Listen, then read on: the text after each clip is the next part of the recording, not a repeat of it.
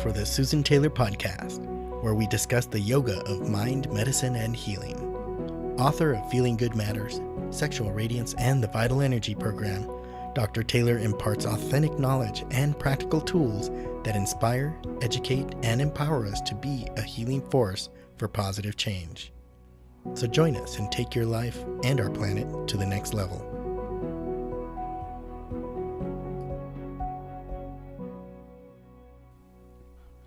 Hello and welcome to episode 24, Feed Your Whole Being. We live in a nation with absolute abundance, yet we suffer from diseases of depletion. In today's episode, I'll talk about the importance of feeding our whole being, the body, mind, and soul, and introduce the concept of nutritional energetics. The World Health Organization has reported that by the year 2020, mental illness will be the second leading cause of disease burden worldwide. Cardiovascular disease will still remain number one. We spend billions of dollars on diet in the U.S., and billions of dollars are actually spent annually on soft drinks, fitness clubs, diet foods, and commercial weight loss programs. That's just to name a few. Fast food restaurants in America, well, they serve 50 million customers per day.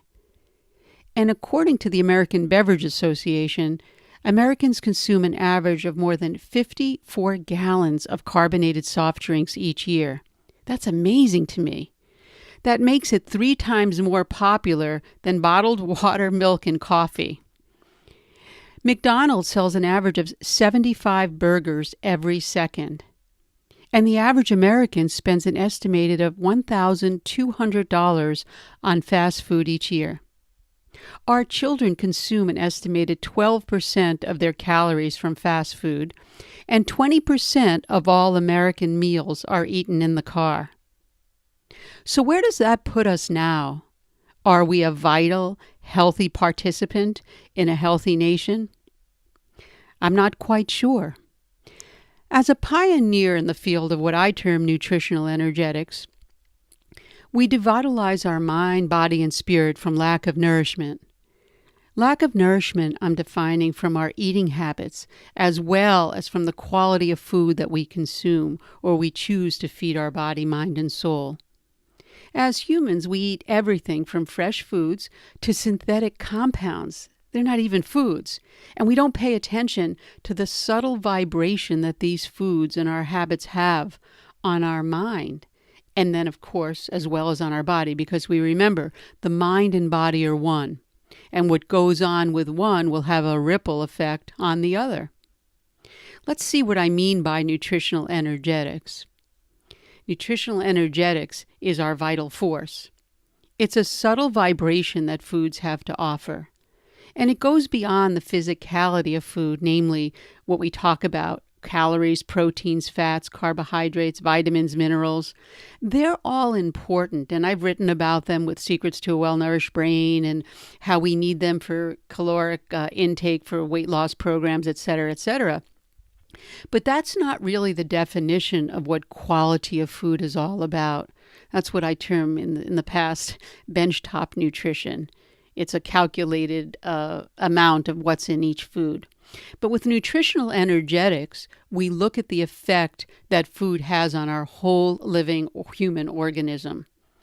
Although the physical constituents are there and they're of importance, as I mentioned, they are not as influential on our health as the vibratory quality of what we feed our body and mind. A simple example would be if you have canned beans that are in a can, you open up a can, or fresh beans. Both will have comparable calories, usually calories, proteins, carbohydrates, fats, etc. But they're going to be different in their quality. And you can do this example on yourself. You can take canned beans and you can take fresh beans that are in a bag, they're dry. Put them both in a dish with water. Leave them for a few days. And what will you find?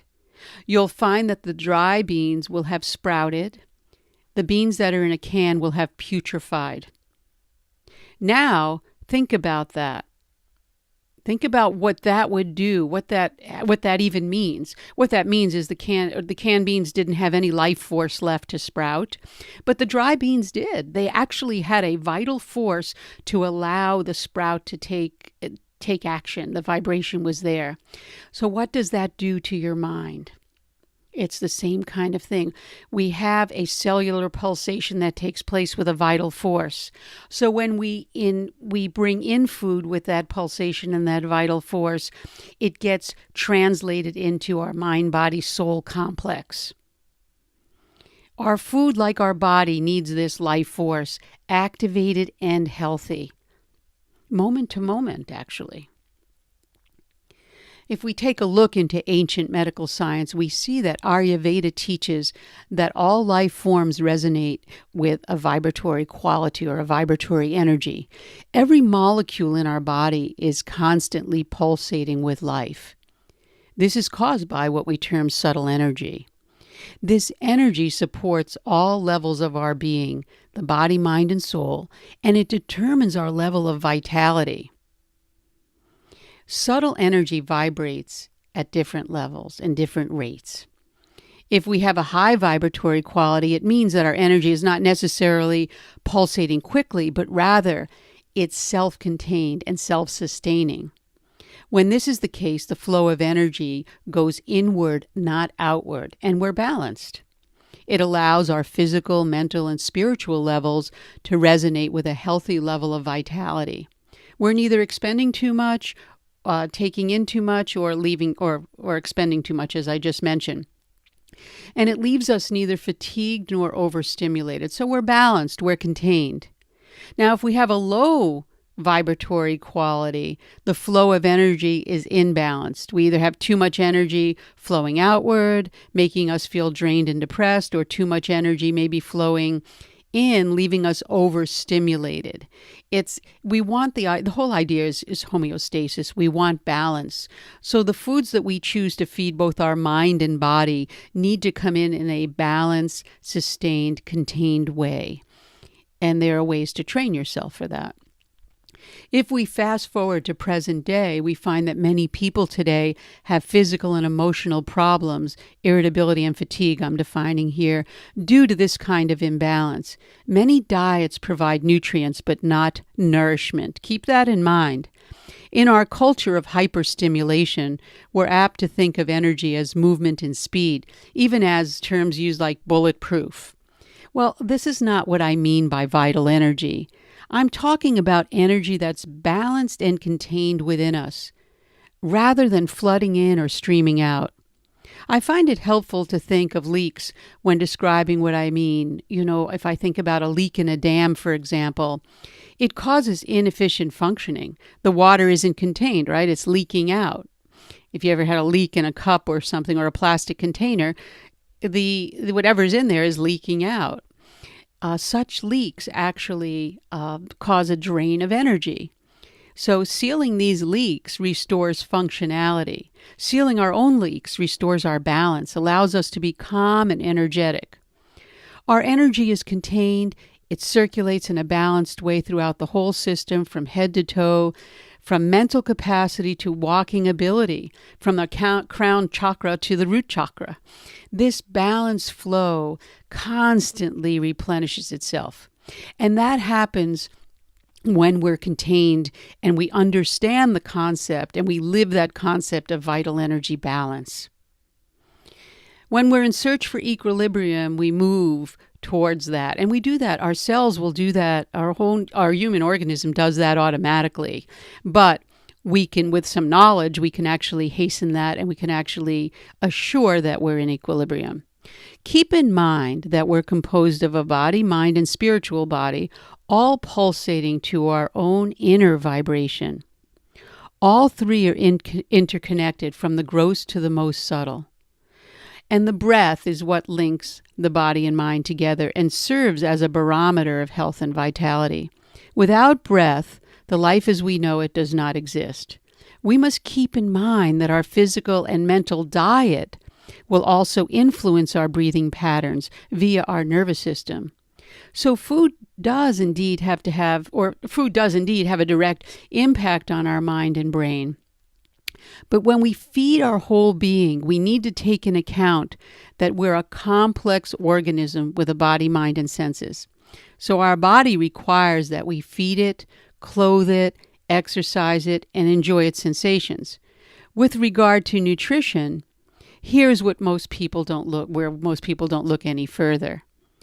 Through our total identification with the body and our habits of taste. Keep that in mind. We're totally identified with the body and our habits of taste. And when we are identified with that, we become the audience for commercials like Eat Your Fiber for reducing cholesterol, Follow a Paleo Diet, Mediterranean Diet, Vegan, and the list goes on and on and on.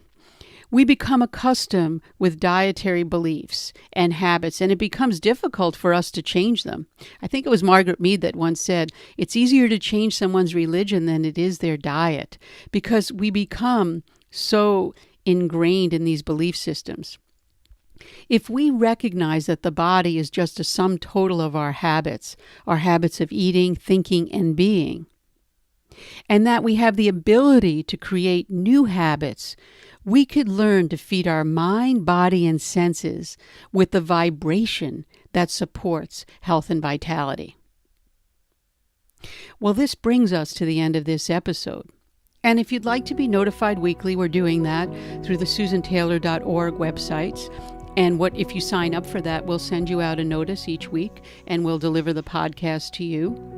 The Susan Taylor podcast is available on the iTunes, Google Play, Stitcher, TuneIn.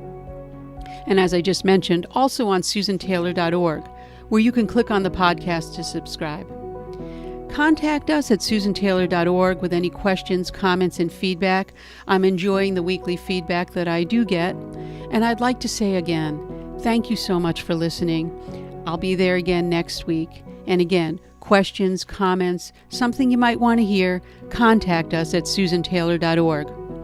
And until next time, remain calm, consciously aware, living in the moment.